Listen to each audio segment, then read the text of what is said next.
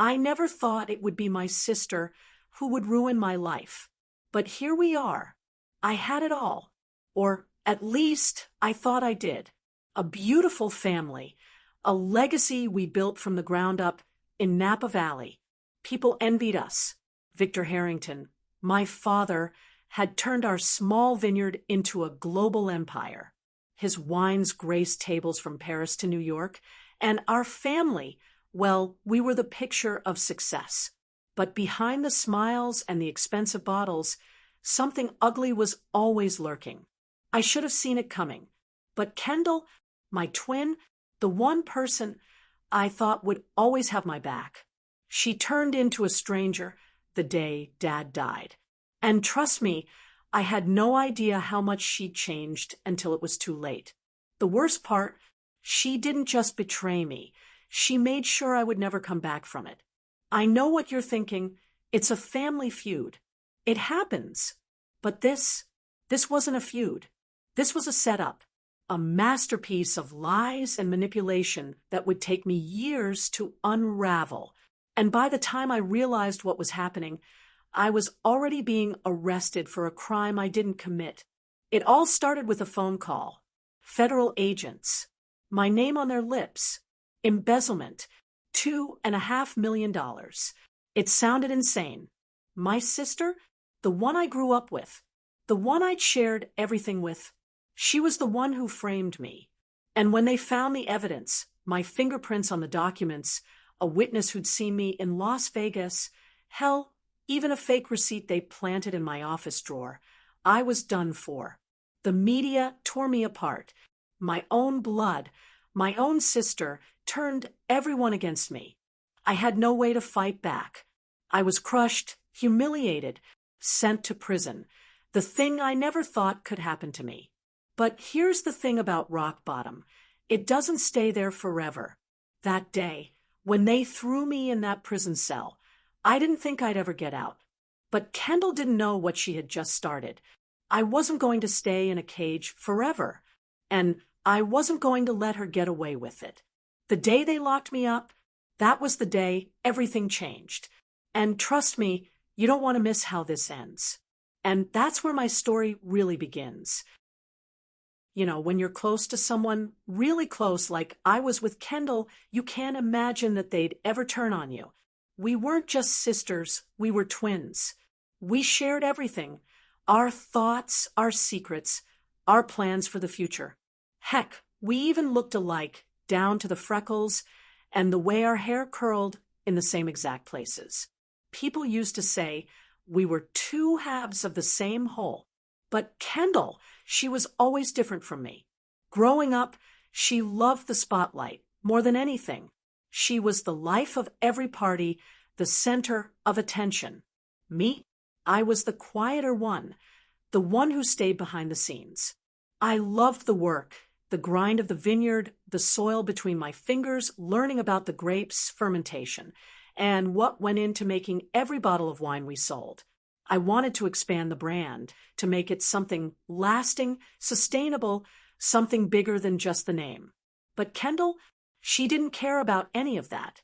She was in it for the lifestyle. She loved the glam, fancy dinners, networking with people who could make us famous. She'd throw these wild parties at the estate. And the next day, I'd be the one cleaning up the mess. It was like we were living in two different worlds, even though we were literally side by side.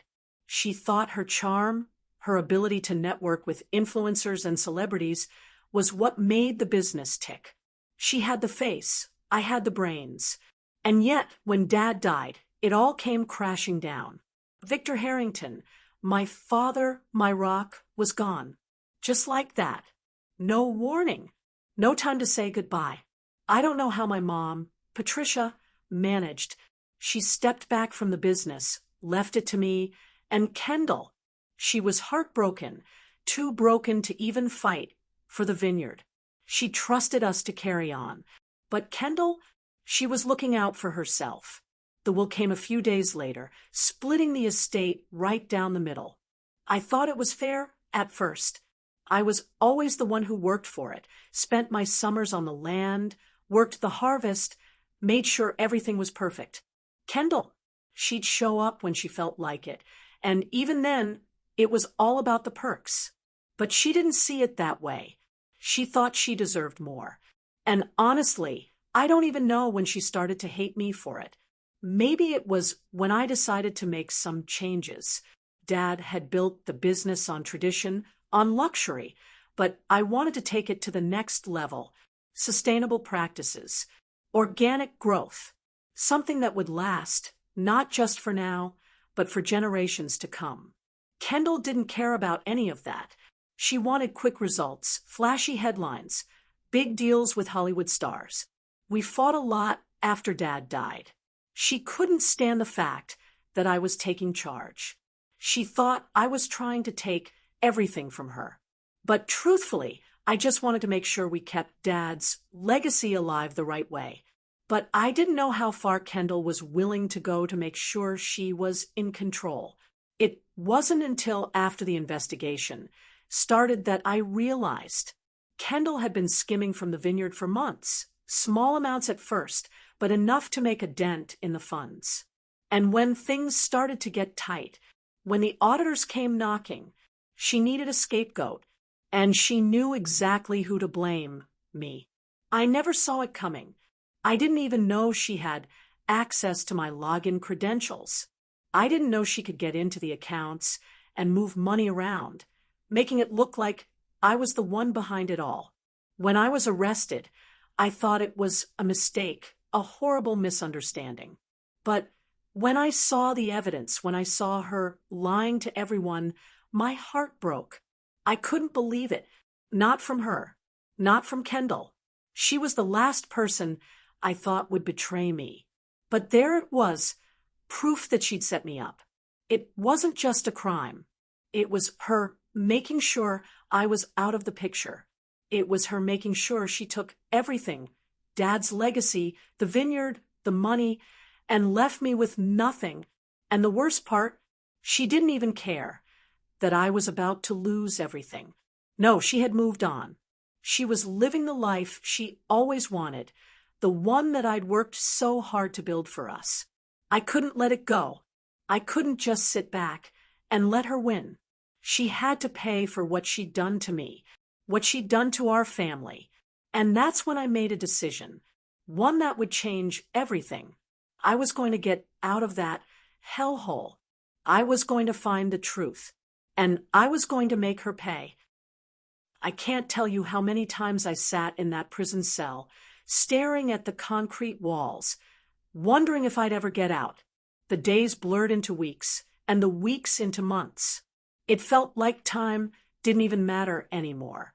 What mattered was the fact that I was trapped, framed for something I didn't do, and no one seemed to care. Kendall, she was living her best life. Kendall Estates, big parties, celebrities on every guest list. She turned my family's name into her personal brand, while I was stuck in a concrete box. But here's the kicker. While she was out there running everything into the ground, I was starting to put things together. Prison wasn't the end for me. If anything, it was the beginning of something much darker. I wasn't going to just sit here and rot. I spent every spare second in the prison library reading law books, researching the case, piecing things together. I had to know everything, every little detail about what Kendall had done. And that's when I met Riley. She wasn't your typical inmate, more like a modern-day hacker with a criminal record. She had a mind like no other, and when she saw me poring over law books day after day, she took an interest. She saw something in me, maybe because we were both stuck in the system. We became fast friends, though friends might be too strong a word. Riley was more of a mentor who taught me everything about digital forensics, hacking, and how to access things hidden deep in the digital world. Her teachings didn't stop there. She helped me learn how to use the old server records from the vineyard, the ones that Kendall thought were long gone. I'd heard whispers that the vineyard's old servers still held traces of the fraud Kendall had committed, unencrypted and vulnerable. I didn't believe it at first, but then Riley gave me the tools. And just like that, I was back in the game. I started hacking the server. I know it sounds crazy, but I had no choice. It wasn't just about proving my innocence anymore. It was about revenge. I needed to find something that could destroy her, something that would make it impossible for anyone to ever believe her lies again. Every time I thought I had something, I hit a dead end. But I kept going. Because what else was there to do? And then, in 2023, Riley got out on an early release. She sent me coded messages through the prison system, updates on the progress of the investigation. She was my lifeline now. But even with all of Riley's help, it was never going to be easy. Kendall had covered her tracks well. She'd made sure to wipe everything clean. But I had one advantage, her arrogance. She thought she was untouchable. She thought she had won. But she was wrong. During a prison transfer to a medical facility, arranged by a sympathetic guard, one who knew what I was trying to do, I made my move. The vehicle broke down on Highway 99, and in the chaos, I slipped away, disguised in stolen clothes. I hitchhiked my way across California, crossed the state line into Nevada by nightfall. That was my moment. But here's the thing, I wasn't naive enough to think it would be easy. My first step was to get to the city, to the heart of it all, Los Angeles, where Kendall had started building her empire, where she thought she was untouchable. It wasn't just about getting out anymore. It was about what I was going to do once I was free. I hacked into Kendall's life, her financials, her emails. I found them, the smoking gun. It wasn't just money transfers anymore. It was proof of everything she'd done. The lies, the manipulation, the fraud. And that wasn't even the best part. No, the best part came when I found the deleted emails. Emails where Kendall had bragged to her lover about how she had set me up, how I was going to rot in prison while she drank wine and built her empire. I'll never forget what I saw. She actually said this. She'll rot while I sip the good stuff. Can you believe that? My sister, the one who shared my blood, who used to be my best friend. I had the proof now. I had everything I needed to bring her down. But the real challenge? Getting to her before she destroyed everything I loved. I had to play it smart. I had to move carefully. One mistake, and it was over. But I wasn't done yet. I wasn't done until I had everything, until I had the ultimate revenge. It all came to a head at that gala in Manhattan, the one where Kendall thought she had everyone fooled. I didn't even plan to be there. It wasn't like I'd bought a ticket or even thought I could show up without raising suspicion. No, this was a carefully orchestrated move, one I'd spent months planning. Kendall was attending, rubbing elbows with investors, acting like the Queen of Napa, talking about her next big vineyard expansion. She had everything, money, power, influence, and she was gloating about it all. I was there, disguised, sitting at the back of the room, blending in like a ghost. At least, that's what I thought I was doing. But I couldn't have been more wrong. My heart was pounding, but my mind was clear. I had one goal, to make her pay for everything she'd done. I was pretending to be someone I wasn't, a journalist from New York, someone with a fake name, fake credentials. I had to get close enough to hear her, to see her confess. And sure enough, there it was, like a gift wrapped in betrayal. I overheard her talking to one of her accountants. I was close enough to hear every word. She thought she'd get away with it. Kendall said, her voice smug. But I made sure to frame her right. She'll never see the light of day again. All the evidence points to her. And the best part, I get to watch her rot. I felt the blood rush to my ears, like I could hear nothing but the thumping of my heart. She was talking about me, still, after everything, still mocking me, planning her next steps while I rotted in prison. But then she said something that almost stopped me cold. She talked about bribing the witness, the one who had given false testimony to put me away. She bragged about how she paid them off, making sure they would say what she needed to make the case airtight. That was the moment. I had everything. Proof that she was the mastermind behind my downfall. The truth was right there, hanging in the air, so close I could taste it. But I didn't just want her to feel the sting of it. No, I needed everyone else to know. I needed the world to see her for what she really was: selfish, ruthless, and full of lies. I spent the next week putting the pieces together, getting everything I could from Riley's old contacts, using everything I had learned in prison. I hacked into her personal accounts again. I pulled up emails, documents. I even got access to her private messages, where she bragged about manipulating everything right down to my arrest. And then when I thought I couldn't take it anymore, when I thought it was finally time to show the world who she really was, I made my move. It was at a shareholders' meeting. I had infiltrated Napa, hiding in plain sight. Kendall was presenting her new business plan, talking about the future of Kendall Estates. The room was filled with high-powered investors and business partners. They all hung on her every word. I couldn't wait any longer. I stood up, my heart in my throat. The room went quiet, like they were all waiting for something. "Before you all invest in this business," I said, my voice cutting through the silence, "you need to know the truth." I projected the evidence onto the giant screen. Emails, bank records, voice recordings, everything. It was her voice admitting to everything. The fraud, the manipulation, the way she had set me up to take the fall. The room erupted. People gasped. Some started recording on their phones. Kendall's face turned white. She stammered, tried to speak, but the words wouldn't come. I saw the panic in her eyes. The same panic that had filled mine when I was arrested. But this time, it was her turn. FBI agents, tipped off by an anonymous source, stormed in, and the room went wild.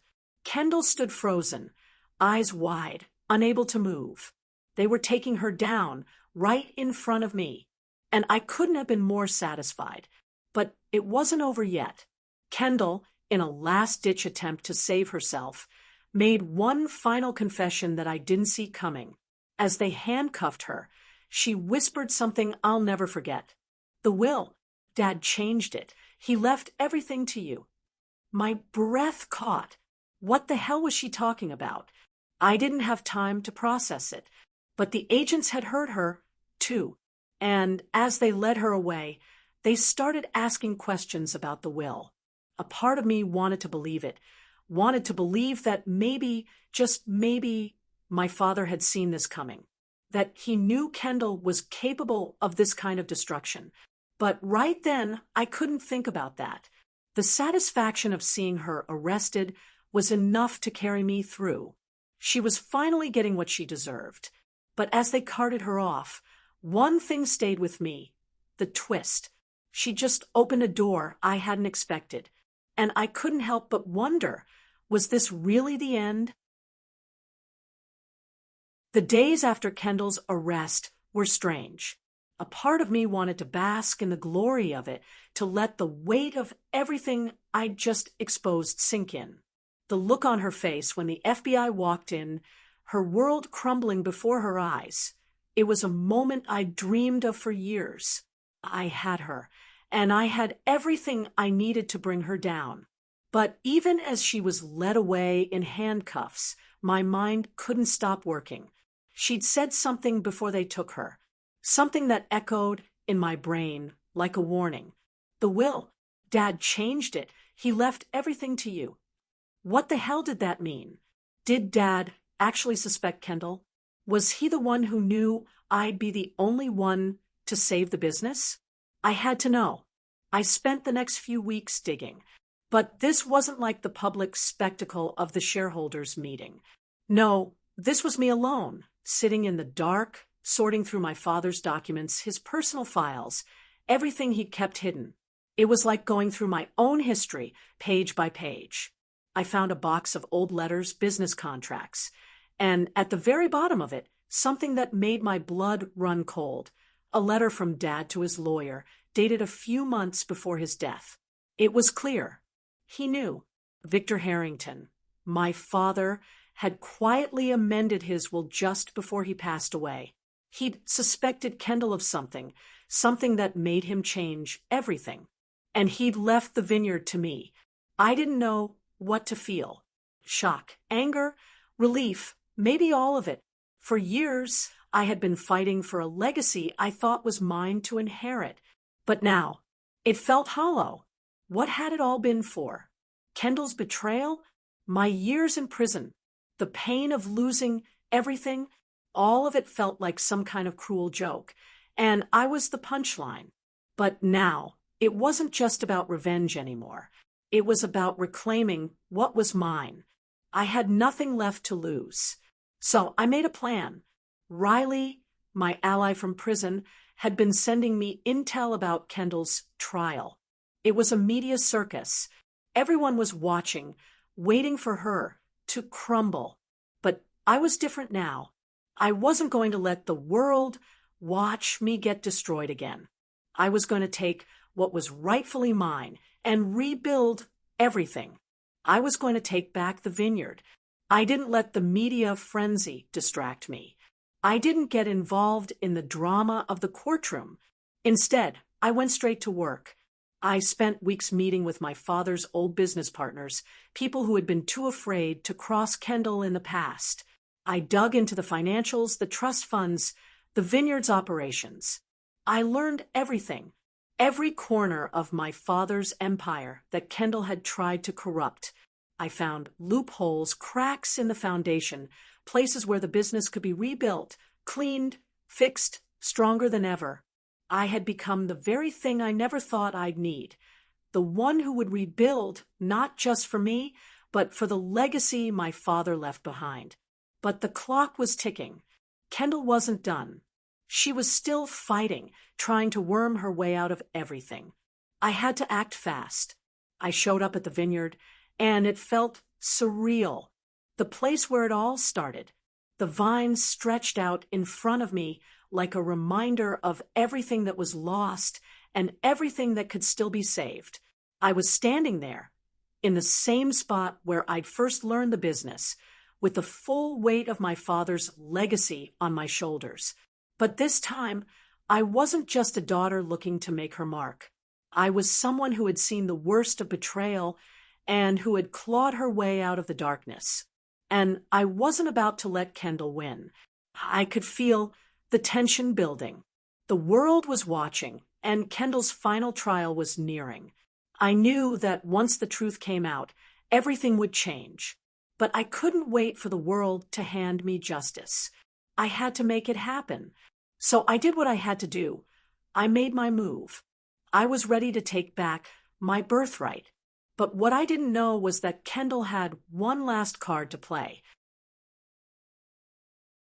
The day Kendall's trial ended, I wasn't sure whether I was relieved or just waiting for the other shoe to drop.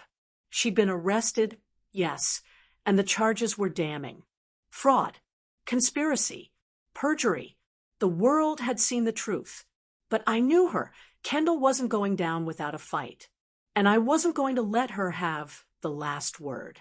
When I heard that she was trying to spin her story one last time in court, I wasn't surprised. She thought she could manipulate her way out of it. She'd always believed that money, charm, and a few well-placed lies could get her anything she wanted. But I wasn't about to let her get away with it again. So I stood up in the courtroom. The reporters, the lawyers, the prosecutors all turned to look at me as I made my way to the front. It was quiet for a moment, like the world was holding its breath. Kendall's lawyer had been running his mouth for hours, painting me as the villain, but I had something better than words. I had the truth. I held up the letter, the one from my father, the one that proved everything, the one that revealed Kendall's treachery, and the fact that my father had left me everything she had tried to steal from me. The room went dead silent.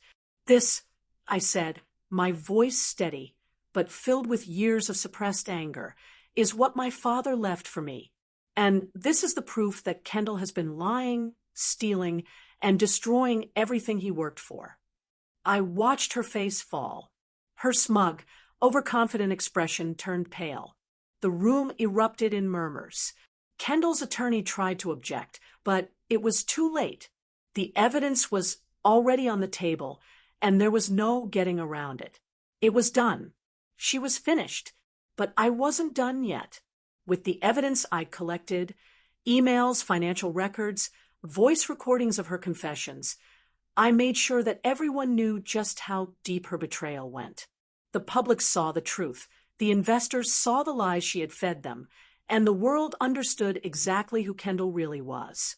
She couldn't charm her way out of this one. She couldn't bribe her way to freedom. I felt the weight of everything lift from my shoulders as she was led out of the courtroom. Her future now uncertain. Her empire was crumbling, just as she had tried to make mine do. It was a bitter victory, but it was mine. The media turned their focus to me. They wanted a story about the twin betrayal, but what they didn't know was that the real story wasn't just about revenge.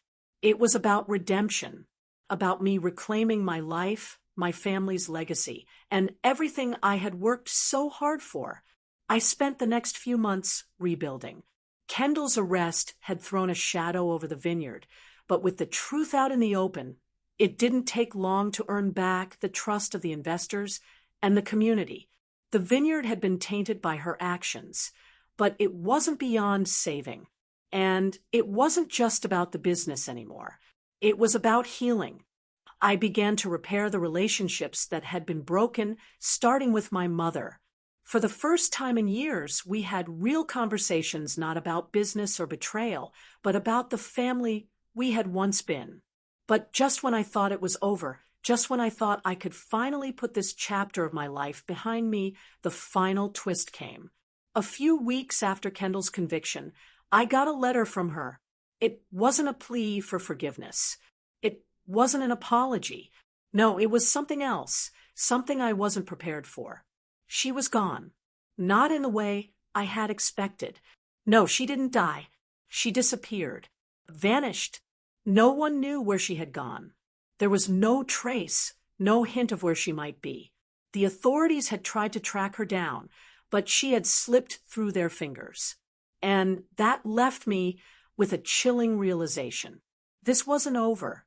Kendall wasn't done. The story that had seemed to close with a neat bow was suddenly wide open again. She was out there somewhere, plotting her next move, and I had no idea what she was capable of now. But I would be ready, because no matter where she went, no matter what she tried, she couldn't outrun the truth. And I'd be the one to make sure it followed her wherever she went. The vineyard was mine. The legacy was mine. And I was going to keep it that way. But in the back of my mind, I knew one thing. I wasn't just guarding a business anymore. I was guarding my future. And that future, it was just beginning. I thought I had it all figured out.